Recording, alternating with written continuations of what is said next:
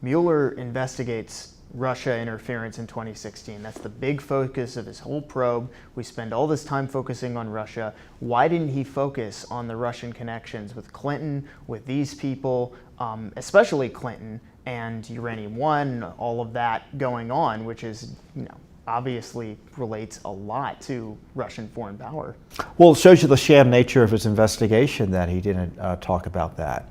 He's testifying supposedly to Congress soon.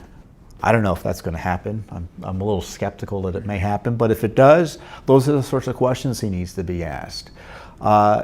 If you're investigating Russia interference in our elections, then why wouldn't you ask questions of the Clinton campaign and especially the Steele Dossier, where they admit they were using Russia intelligence sources to generate FBI interest in spying on President Trump, or so they're telling us. I just tend to think they all knew it was a big lie, and they used it as an excuse to target and spy on the candidate Trump and then later President Trump. And I think Mueller was in on it, or his operation was in on it.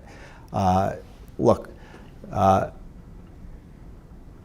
James Comey in January of 2017 famously described at the time the dossier as being salacious and unverified. And there's nothing that's happened since then that suggests that there was anything behind it.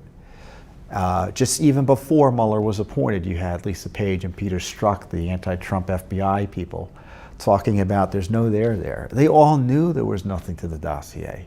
Yet it was used to justify FISA spying. It was used to, as an excuse, one of the key reasons to get the Mueller investigation going.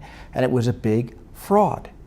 And I'd like Mr. Mueller held accountable for wasting taxpayer money, abusing Justice Department powers to harass President Trump based on that fundamental fraud. And there are all sorts of other questions that need to be asked of Mueller.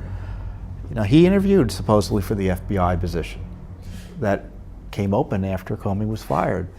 And then he says, well, I'm going to investigate whether there was something wrong with the way he was fired. Well, was he going to investigate himself? Is he going to testify? Did he testify? He had a conflict of interest. And then he had hired all these anti-Trumpers.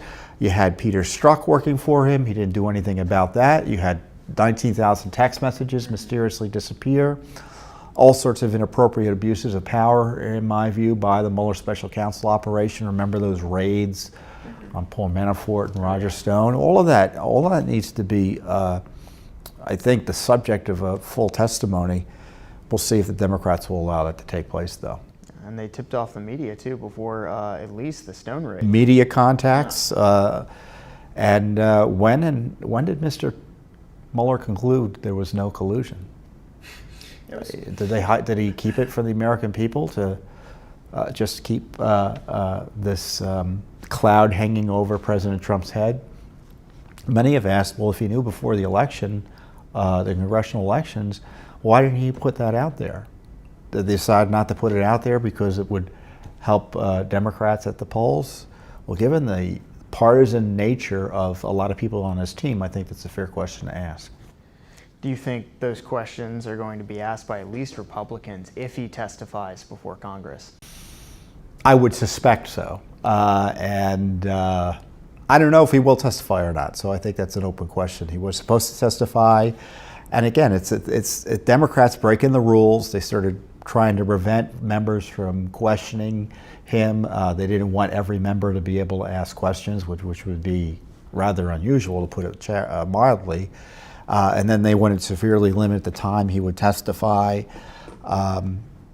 Mr. Mueller, remember, abused his office in his final act of office in that infamous press conference he held a little while ago, or a few months ago at this point, where he said,